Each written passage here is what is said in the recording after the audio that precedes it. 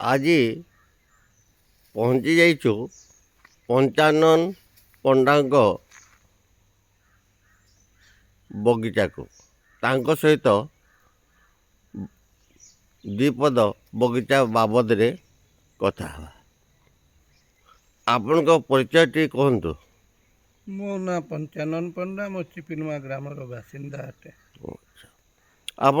ଆପଣଙ୍କ ବଗିଚାରେ କ'ଣ କ'ଣ ଚାଷ କରିଛନ୍ତି? ମୋ ବଗିଚାରେ ଫୁଲ ଜାତୀୟ, ପନିପରିବା ଜାତୀୟ, ଫଳ ଜାତୀୟ ଚାଷ କରାହେଇଛି।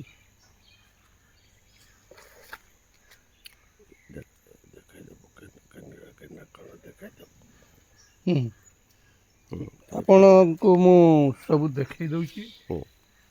ଏଇ ଧାଡ଼ିରେ ଦେଖନ୍ତୁ, ଆପଣଙ୍କର ମାଖନ ଅଛି, ଝୁଲେର ଅଛି, କଲରା ଅଛି, ଉଲି ଅଛି, ବାଇଗଣ ଅଛି, ଟମାଟର ଅଛି, ଆଉ ନଳିତା ମୂଳା ଅଛି, ପୁଣି ଖଡ଼ା ଶାଗ ଅଛି, କୁଶୁଲା ଶାଗ ଅଛି, ଆଲୁ ଅଛି, ମରିଚ ଅଛି, ବାଇଗଣ ଅଛି, ଟମାଟର ଅଛି, ଡାଲିଆ ଫୁଲ ଅଛି, ଗେଣ୍ଡୁ ଫୁଲ ଅଛି। ଫଳ ଜାତୀୟ ଭିତରେ ଆପଣଙ୍କର ସେଓ ଅଛି, ଆତ ଅଛି, କଦଳୀ ଅଛି, ସପେଟା ଅଛି, ସପେଟା ଅଛି, ଫଳ ଅଛି।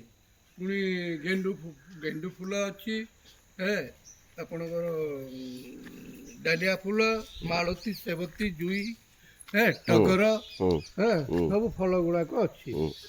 ସେଇଗୁଡ଼ାକ ଫଳ ଜାତୀୟ। ଫୁଲ ଜାତୀୟର କ'ଣ କ'ଣ ରଖିଛନ୍ତି? ଫୁଲ ଜାତୀୟ ଦେଖନ୍ତୁ, ଏଇ ଗଛଟା ହେଉଛି ଟଗର, ଏଇଟା ମିନି ଟଗର ନା? ମିନି ଟଗର, ଏଇଟା ମାଳତୀ, ସେଇଟା ଗୋଟେ ନୀଳବର୍ଣ୍ଣ ମାଳତୀ। ଆଚ୍ଛା, ଆପଣ ମଲ୍ଲି ବି ଅଛି, ଆପଣଙ୍କର ଫୁଲ ଜାତୀୟ। ଆଉ ରଜନୀଗନ୍ଧା ଅଛି, ରଜନୀଗନ୍ଧା ଲଗେଇଛନ୍ତି। ସ୍ୱର୍ଣ୍ଣ ସେଇ ସ୍ଥଳ ପଦ୍ମ ଅଛି।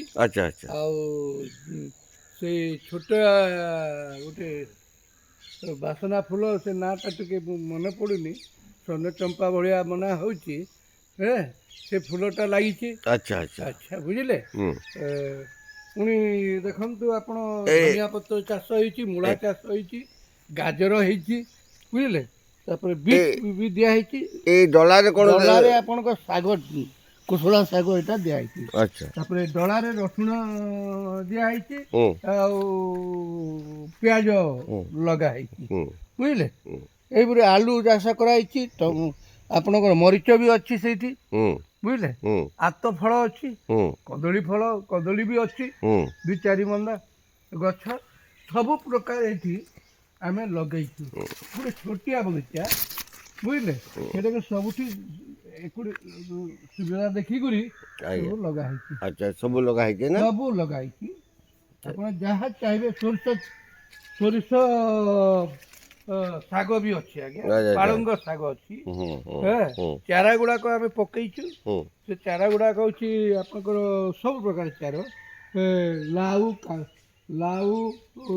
ମାଖନ,